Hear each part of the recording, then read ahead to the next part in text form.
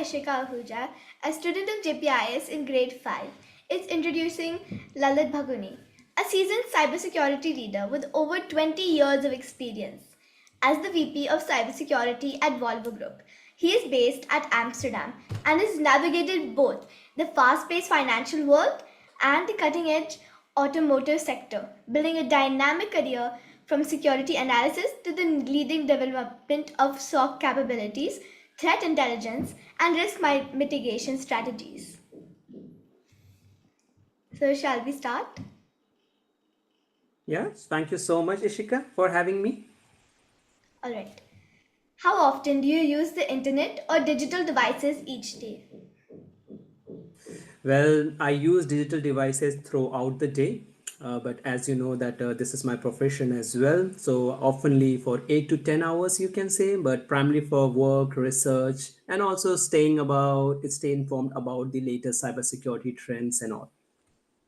Okay. Which websites or apps do you use most frequently? So I use a variety of apps basically from my professional related things and to my personal thing as well. So as you can say, a LinkedIn and some cloud storage services and some research platform. But for social things like Instagram, Facebook, and others kind of things on a day-to-day basis. Alright. Do you use any tools or settings to protect your privacy online, like strong passwords or privacy settings? Oh, absolutely. And this is a must. I really want to focus on this one with you.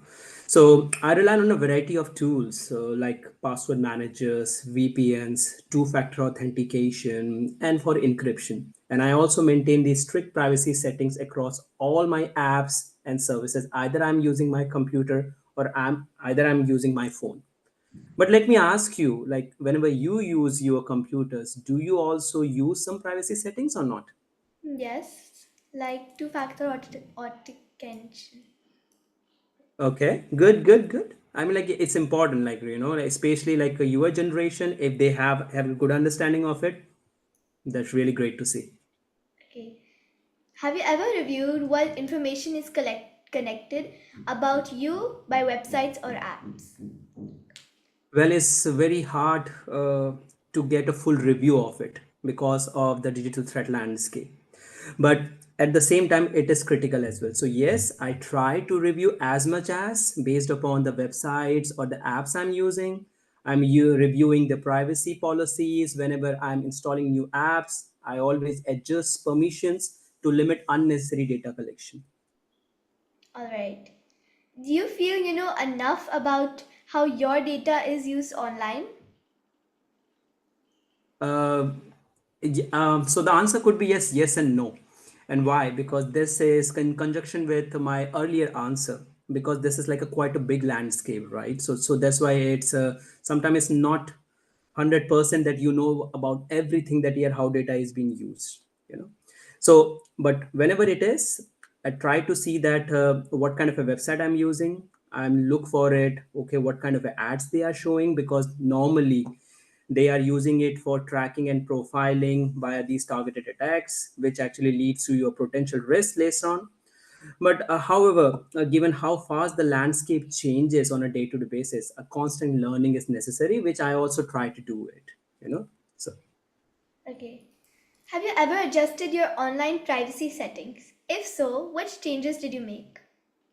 Yes, absolutely. I frequently adjust privacy settings. So first of all, for the limit to for data sharing and also the permissions on it. So for example, I restrict app permission for disable location tracking and also not to track my content and all. And also I limit data sharing on my social platforms like Facebook or Instagram. I only allow people who are in my profile to see it. You know? Alright. Have you experienced any issues like unwanted emails or ads because of your online privacy? Oh yes, yes, I have seen it like many times basically. Yeah, because uh, whenever your emails are being collected by these websites like which are like unwanted or something, right? They actually fall onto these malicious actors.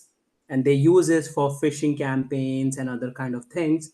So suddenly sometime you will see the emails from someone from, let's say, from Canada, and he will say that, hey, I have $10 million, and I wanted to give to you, but you need to fill the form and provide all your details and all.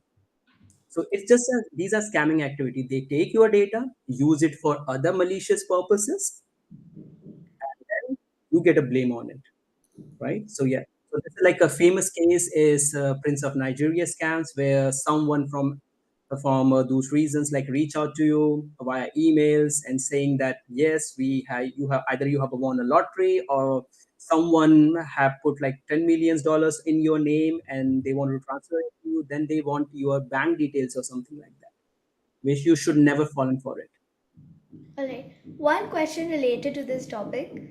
What to do Mhm. if you get any unwanted emails? So always, like, if you see it, delete them as soon as, and block the sender, because then what will happen, that sender will not be able to send you that email again. Alright. How concerned are you about the information that is available of you online? Oh well, I'm highly concerned about it every day. It's not only about the information, but it is also about like how people are actually using that information, right? So yeah.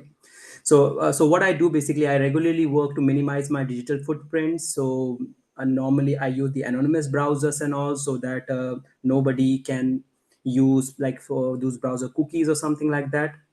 And the main concern is the more information is available about you, the higher the risk of identity thefts or targeted attack against you, and also the abuse of your own identity. Okay. Do you share personal information such as your address or phone number online? No, no. I don't say don't put this on online. Basically, I only provide these sort of information to the in the website which are governmental or tax related stuff and all those kind of things, but never put it online in an like open wide web. Never. Okay. What steps, if any, do you take to manage or reduce your digital footprint? Yes, that's a very interesting question, right? And I also want you to take some key takeaways from this.